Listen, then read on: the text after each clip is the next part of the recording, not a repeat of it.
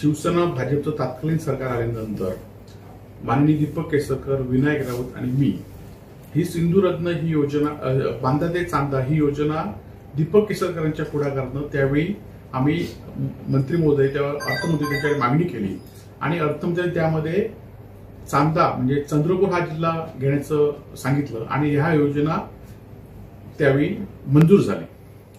आणि 2019 मध्ये जेव्हा महाविकास आघाडीचं सरकार आलं तेव्हा अजित पवारांनी ही तडकाफडकी योजना ही बंद केली आणि ही योजना चांगली आहे योजना म्हणून सांगितली.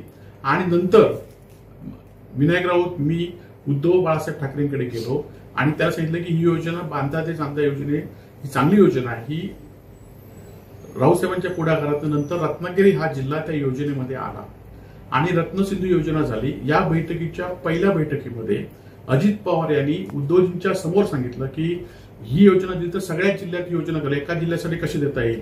मग तेव्हा मी अजित पवारांना त्या बैठकीमध्ये दीपक केसरकर सुद्धा होते, विनायक राऊत साहेब सुद्धा होते आणि उदय सामंत पालकमंत्री होते. मी सांगितलं की सगळ्या योजना बारामतीत घेतात तेव्हा एकट्या बारामतीला योजना होतात तेव्हा इतर जिल्ह्यांचं लक्ष तुमच्याकडे कसं नसतो.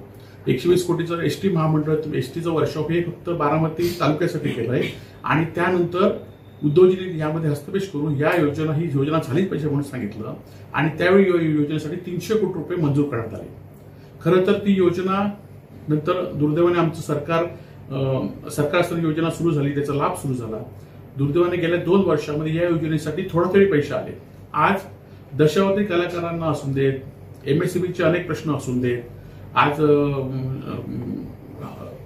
ह्याचा हाऊस असून देत, पर्यटकांसाठी सुविधा केंद्र असून देत किंवा पर्यटकांसाठी असून देत, असे हजारो अर्ज लोकांना याचा फायदा झाला. परंतु हजारो अर्ज सुद्धा त्यावेळी विधानसभेच्या निवडणुकीमध्ये ही योजना आम्हीच आणली असं जाहीर करत होते आणि आज ही योजना आता बंद झाली आहेत आणि ज्या लोकांनी अर्ज केले आहेत त्या लोकांचं काय. माझी नारायण राणे, इथले पालकमंत्री नितेश राणे, दीपक केसरकर आणि आमदार निलेश राणे यांना आव्हान आहे, तुमच्यात जर हिंमत असेल, खरं तर ही योजना मार्चमध्येच बंद झाली आहे, पण तुमच्यात जर हिंमत असेल आणि सिंधुदुर्ग जिल्ह्याच्या लोकांना तुम्ही तोंड दाखवण्याची तुमची जर पात्रता असेल तर ही योजना येणाऱ्या जूनच्या अधिवेशनामध्ये तुम्ही त्या योजनेसाठी पैसे मंजूर करा. नुसतं एखादं काम करायचं, टेंडरमध्ये पैसे अधिकाऱ्यांनी आपण संगमत करून घ्यायचे आणि जर तुमच्यात हिंमत नसेल, तुम्ही महाराष्ट्राचं नेतृत्व करताय म्हणून सांगताय तर अजित पवारांच्या बैठकीत तुम्ही बोलू शकत नाहीत आणि म्हणूनच ही योजना बंद झाली. खरं योजना बंदच होता कामा नये होती.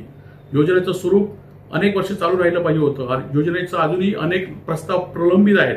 असं असताना जे निवडणुकीमध्ये श्रेय घेण्यासाठी धावत होते, मच्छीमारांना किंवा अनेक लोकांना आमिष दिली, ते आज कुठे आहेत. म्हणून या सिंधुदुर्ग जिल्ह्यातल्या पदाधिकाऱ्यांना खरं जर सिंधुदुर्ग जिल्ह्यातल्या मतदारांना तोंड दाखवायचं असेल, जनतेला तोंड दाखवायचं तर तुम्ही अजित पवारांविरुद्ध बोलण्याची हिंमत दाखवा आणि तुमच्यात हिंमत असेल तर जुलैमध्ये ही योजना सुरू करून तुम्ही दाखवा.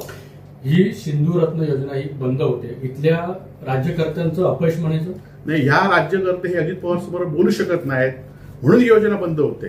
अजित पवारांच्या समोर आम्ही बोलले, हे दीपक केसरकर सुद्धा साक्षीदार आहेत.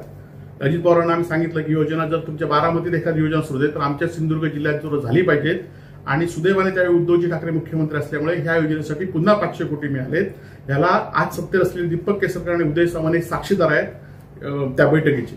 आता हे मुदतवाढीसाठी जिल्हाधिकाऱ्यांनी प्रस्ताव जो आहे तो सचिवांकडे सादर करायला पाठवलेला आहे. हो, हे मंत्रीपद झोपलेत की काय. जिल्हाधिकारी जर सचिवांकडे प्रस्ताव पाठवत असतील तर मंत्री आणि हे सगळे लोकप्रतिनिधी झोपलेत की काय असा प्रश्न आहे. जर सुरू नाही झाली तर पुढे आपली काय होईल. नाही, सुरू नाही झाली तर लोकांनी भूमिका व्यक्त केली पाहिजे. ज्या लोकांनी अर्ज भरलेत ना त्यांनी त्यांच्याकडे गेलं पाहिजे.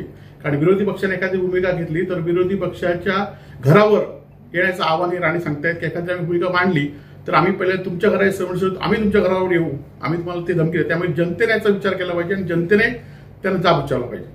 टाइम्स डिजिटलला लाईक करा, सबस्क्राईब करा, शेअर करा आणि बेल आयकॉन दाबायला विसरू नका. पाहत रहा टाइम्स डिजिटल.